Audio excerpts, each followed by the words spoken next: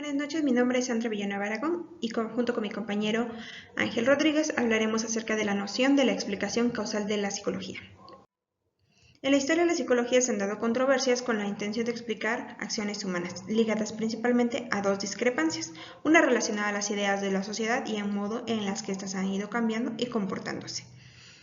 A continuación abordaremos los dilemas filosóficos y de carácter que deben adoptar la acción sociológica en el análisis del objeto de estudio que define el ser propio de la psicología, siendo estos dos principios de causalidad como deductibilidad y uniformidad. El principio de causalidad está más ligado a decir lo que es una explicación. Se conocen cuatro términos o cuatro variantes, que es interpretar el concepto, enunciado analítico, situación humana o conflicto y relacionada con un objeto general. Noción de causalidad como deductibilidad. Se basa en relación racional, la causa es la razón de su efecto, por lo tanto es deductible. Su principal exponente es Aristóteles. Para él existen cuatro tipos de causas de la tradición aristotélica: material, eficiente, formal y final. En la época medieval, la explicación causal no tuvo ninguna innovación, teniendo como pensamiento el ocasionismo.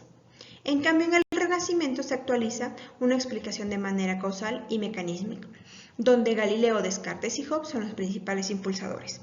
Galileo afirmaba que el valor explicativo de un argumento se obtendrá comparando la hipótesis con la consecuencia.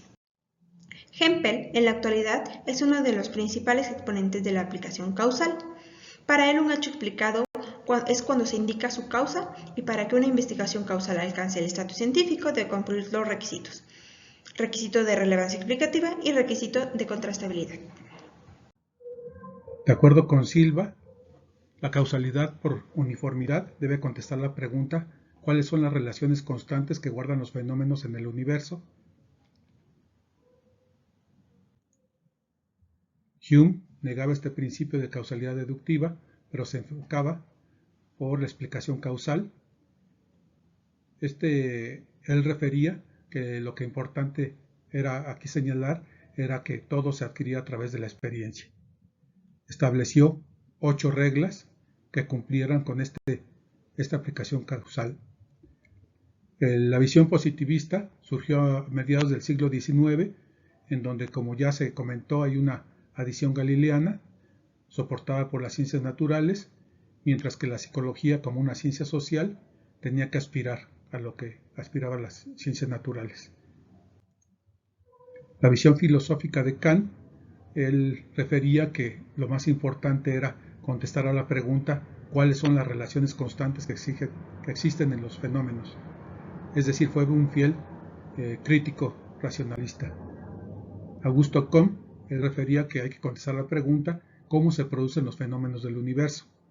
Él, dado que ya había confirmado que esto sucedía en las ciencias naturales, tenía la intención de encontrar esta uniformidad en las ciencias sociales, con la idea de poder controlar las conductas y predecirlas.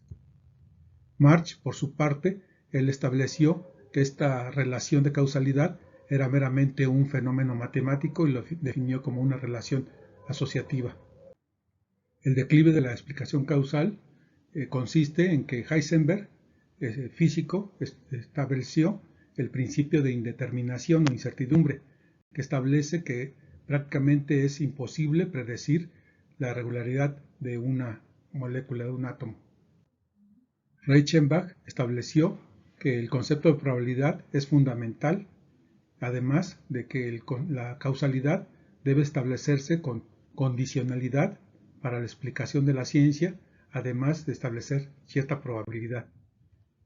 En conclusiones, la exposición de las diversas posturas sobre el concepto de causalidad, tanto deductiva como uniforme, nos muestra la evolución del concepto de acuerdo al contexto histórico y las condiciones del objeto, pero también de la complejidad por el enfoque desde las ciencias naturales o sociales. Y al final, la causalidad no es determinista, sino que está condicionada y sujeta a la probabilidad. Este escenario coloca a la psicología, desde la visión social, en una situación tan compleja como las acciones humanas.